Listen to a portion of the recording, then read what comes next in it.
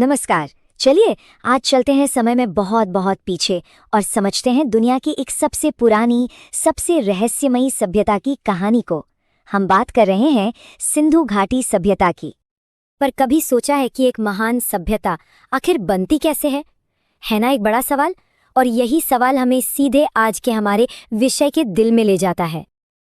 आज से हजारों साल पहले एक ऐसी दुनिया थी जिसे हम लगभग भुला ही चुके थे।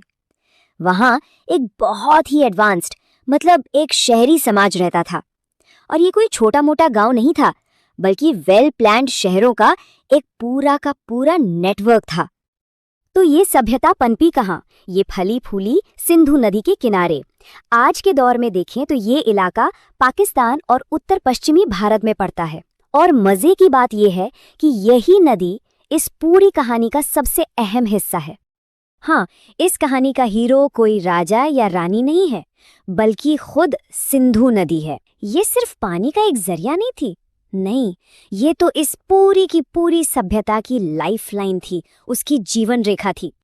इस नदी ने समझिए इस सभ्यता को 3 बड़े तोहफे दिए। पहला, खेती के लिए एकदम उपजाऊ जमीन।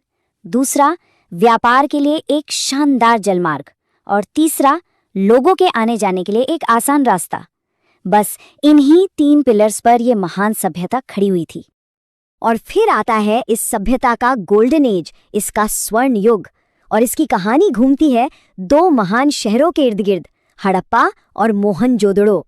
हम इन्हें उस दौर की जुड़वा राजधानियां, ट्विन कैपिटल्स भी कह सकते हैं।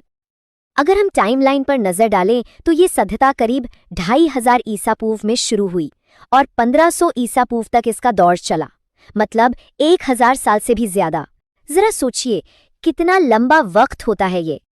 यानी कि इसका जो सबसे अच्छा दौर था वो पूरे 1000 साल तक चला। 1000 साल तक स्टेबिलिटी और प्रॉस्पेरिटी। उस जमाने के हिसाब से ये एक अनबिलीवेबल अचीवमेंट थी वाकई। तो इन 2 शहरों में से पहला था हड़प्पा। और ये कोई ऐसा वैसा शहर नहीं था, ये एक वेल प्लान्ड महानगर था। सोचिए, सड़कें एकदम सीधी ग्रिड पैटर्न में बनी हुई और पानी की निकासी का इतना बढ़िया सिस्टम था जो आज भी हैरान कर देता है। और फिर आता है मोहनजोदाड़ो, उस दौर का दूसरा बड़ा शहर। ये अपने ग्रेट बाथ के लिए बहुत फेमस था। इन दोनों शहरों ने मिलकर एक ऐसा समाज बनाया था जो अपने समय से सदियों, जी हाँ सदियों आगे था। तो आखिर इस सभ्यता की विरासत क्या है? दुनिया के इतिहास में इसकी जगह कहाँ है? देखिए, इसकी सबसे बड़ी देन शहरी जीवन का कॉन्सेप्ट था। इसीलिए इसे एक नगरीय सभ्यता या अर्बन सिविलाइजेशन कहते हैं। इसका सीधा सा मतलब है कि यहाँ के लोग गांवों के बजाय बड़े ऑर्गेनाइज्ड शहरों में रहते थे। और इस मामले में तो ये दुनिया के पायनियर्स में से थे।